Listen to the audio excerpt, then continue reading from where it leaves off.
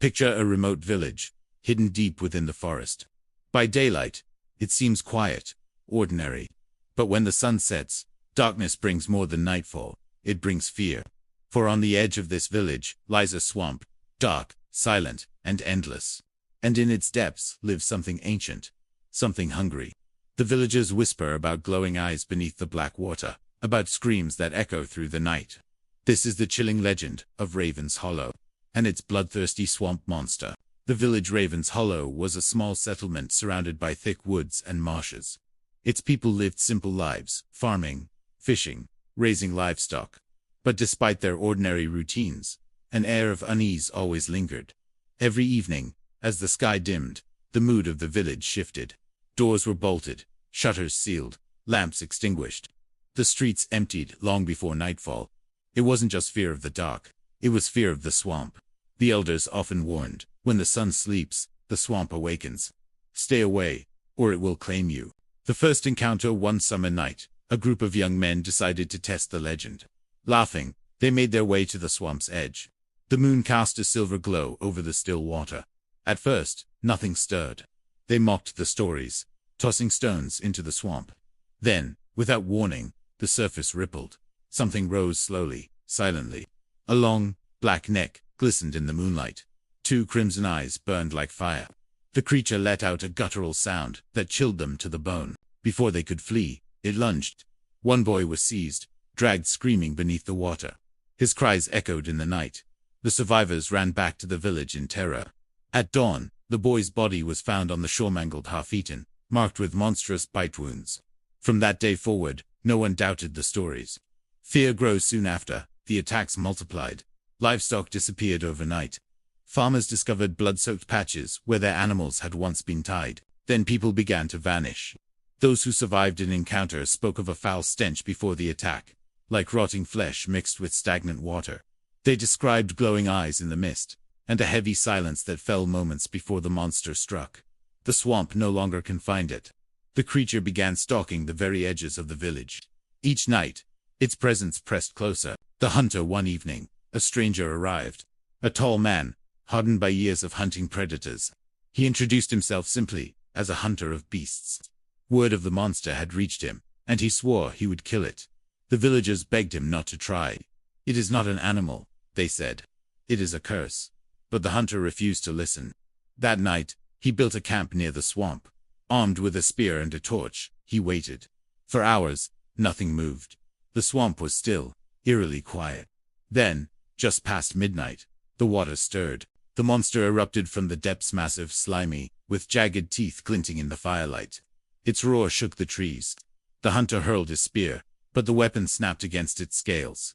In seconds, the torch was extinguished. His final scream echoed across the marsh. By morning, only the broken spear washed ashore. The legend the villagers gathered in fear. The elders finally revealed the tale behind the curse. Centuries ago, Raven's Hollow had been home to a cruel man, a murderer who had shed innocent blood.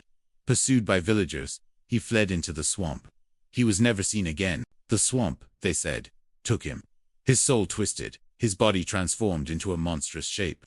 Ever since, his cursed form roamed the waters, feeding endlessly on the living. The elders warned, the swamp has no mercy. It remembers blood.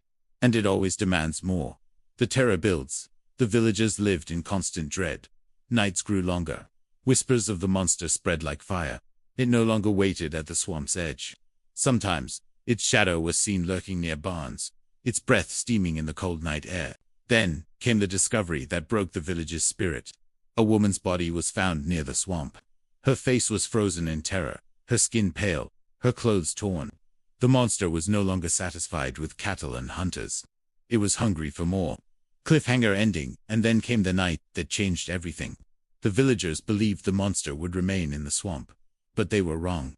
On that night, it stepped out of the water, and into the heart of the village itself. What happened next would scar Raven's Hollow forever. The monster arrives in the village. It began with silence. On that moonless night, the crickets fell quiet. The frogs stopped croaking. The air grew heavy, filled with a rancid odor of decay. Then came the sound of heavy wet footsteps in the mud. From the mist, the monster appeared in the center of the village square.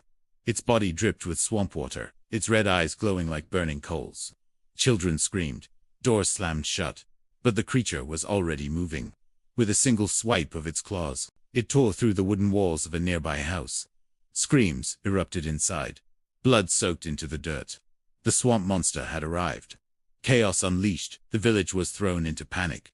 Men grabbed torches. Women clutched their children, but their efforts were hopeless. Axes shattered against its scales. Arrows bounced harmlessly off its hide. The monster roared, the sound so powerful it rattled the windows and shook the ground. Some tried to run, but the swamp seemed alive, as if the earth itself was trapping them. In mere moments, Raven's Hollow became a battlefield. By dawn, several homes lay in ruins.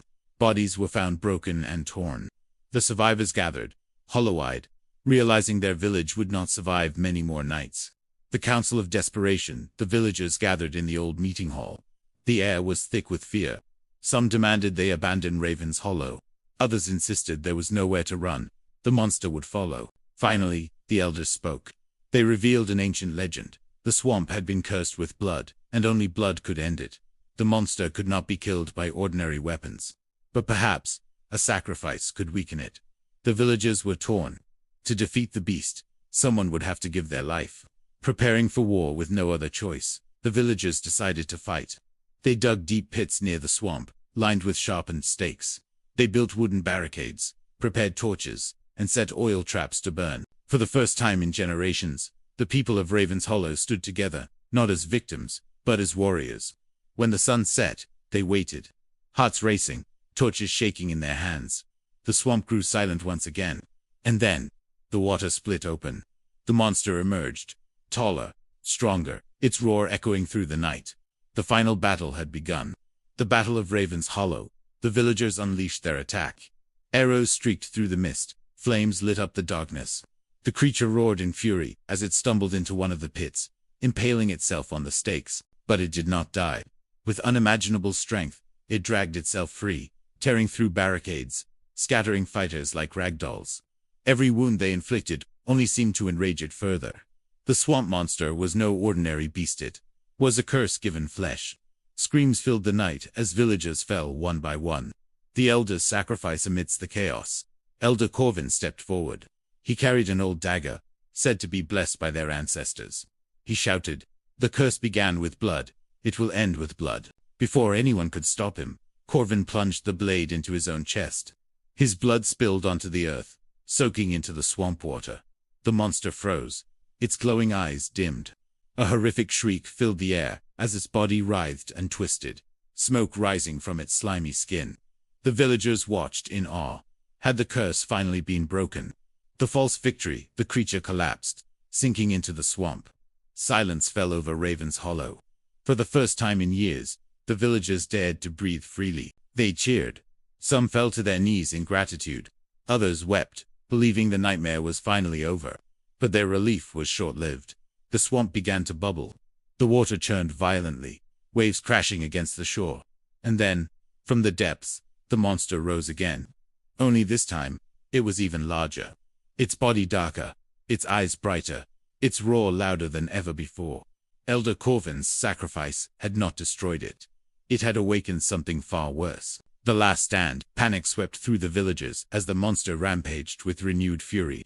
Flames burned across the swamp's edge. Arrows struck its hide, but nothing slowed it. The people fought desperately, but their numbers dwindled. Weapons shattered. Torches flickered out. The monster's hunger seemed endless. Families huddled together, waiting for the end. Mothers whispered prayers.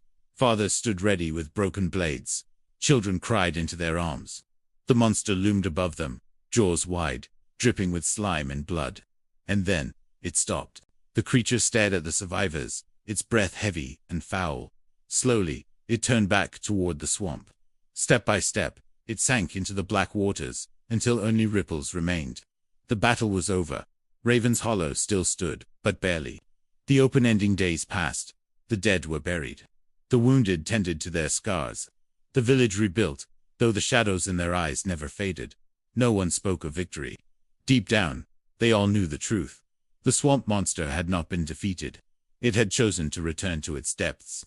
For now, each evening, as the sun disappeared, the swamp grew quiet again.